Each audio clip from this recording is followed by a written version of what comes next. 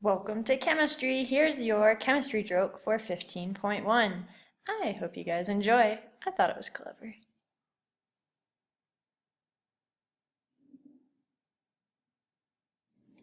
Good morning, guys, and welcome to chapter 15. We are now going over, in more depth, water. So aqueous systems, more properties of water. So some we have gone over, and I'm hoping you guys will remember. But if you are following with me, we are on page 445.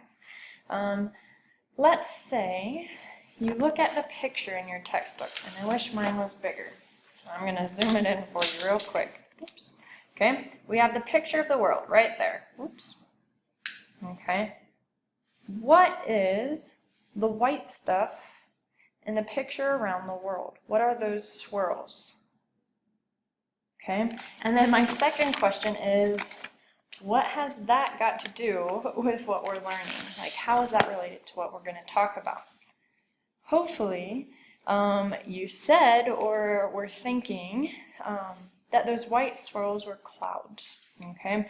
And so these clouds, when we want to see the chemical nature of them, we want to see what are they composed of. So what are clouds made of? And again, hopefully you are thinking or saying water vapor, okay? Which is water in its gaseous state, okay? So we're going to get started. So water can be in all states.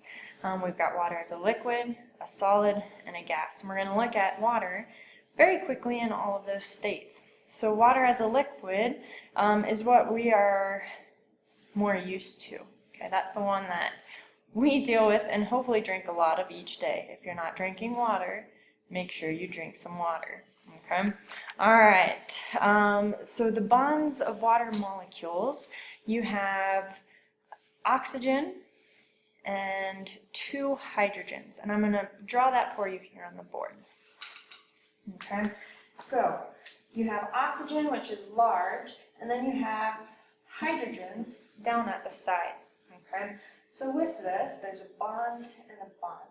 Okay. Oxygen, we know, has a 2 negative charge, and each hydrogen has a +1.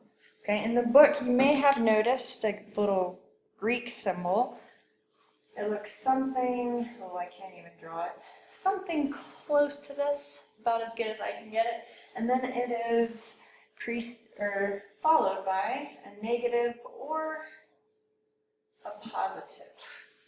Okay, and again, don't judge my little Greek symbols too much. So up here, this would be that little weird Q looking thing with a negative and a negative and a positive and a positive, which makes it seem like they balance out. However, it creates more of a negative region here and a positive region here, which is what we call polar. So it's got a bit of a plus because of these 2 hydrogens both having a plus, and a negative region up here at the top. Okay, and so that's what polar is. It's like the North and South Pole, okay, a positive and a negative, which our world does have. And if you study physics, you'll learn more about that. And how gravity works with that. It's exciting. You should study physics. All right. So some properties of water in its liquid state. You're going to have high surface tension. Okay, so if you have ever seen an insect, or even sometimes lizards, walking on water, they're using that surface tension to walk on water. And surface tension is what causes water to form a circle. Okay, not a perfect circle, and if you remember reading, you'll remember that's because of gravity. Gravity is pulling on it, and so that's where you get that kind of teardrop shape to water molecules or water drops. Anyway, so it is the inward force or that pull of the molecules so that water doesn't just flow out as far as it can on the surface. It's going to be attracted to itself. You can use surfactants. Okay, that's one of your vocab terms, you can use a surfactant to break up those bonds that are holding the water together and allow water to spread further, to have a greater surface area. And I would like you guys to give me 2 examples of a surfactant. All right.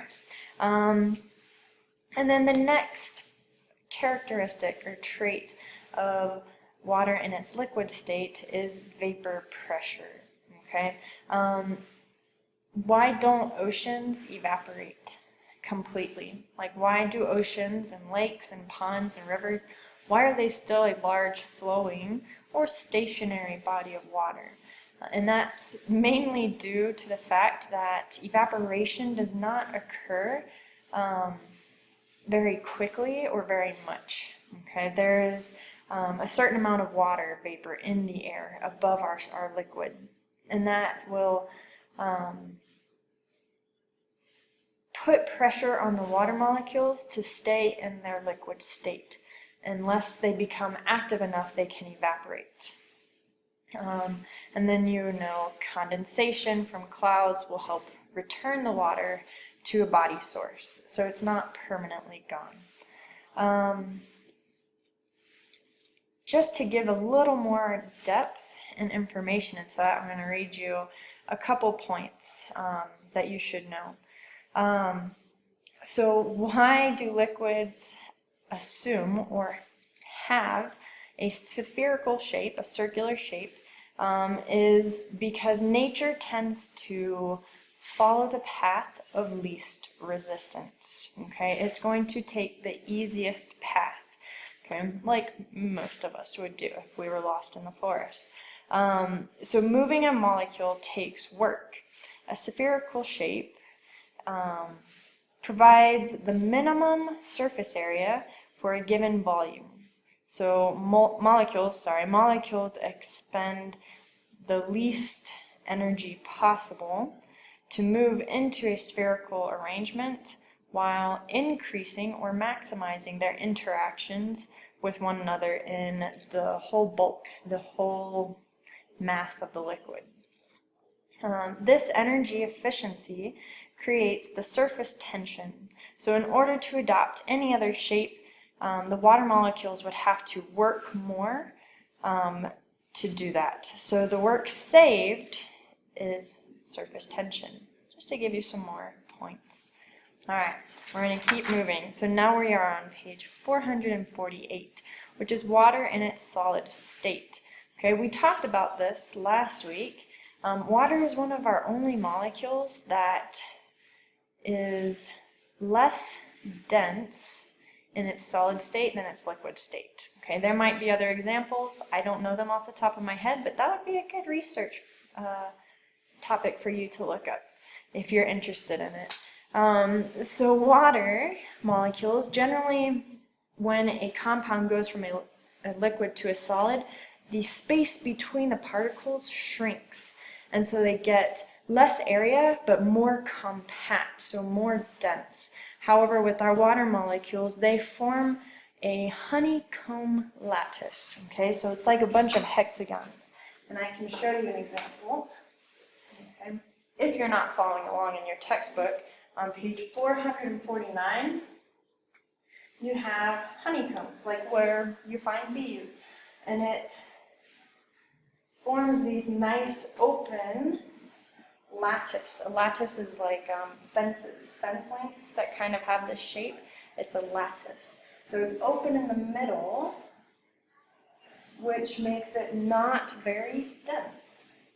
Okay, nice and light. And so water is able to float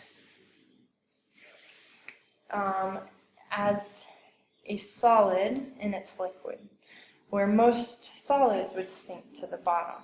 Okay, so that's kind of cool about water.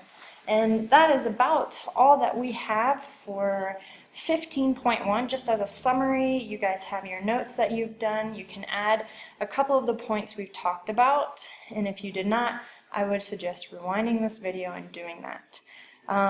In class, we will work on the quick lab on page 448 and also the inquiry activity on page 444. We will also design a lab to kind of relate this to nature around us after our quick lab. So I'm excited about those. I hope you are as well, and I will see you in class or in our next video. All right, bye guys.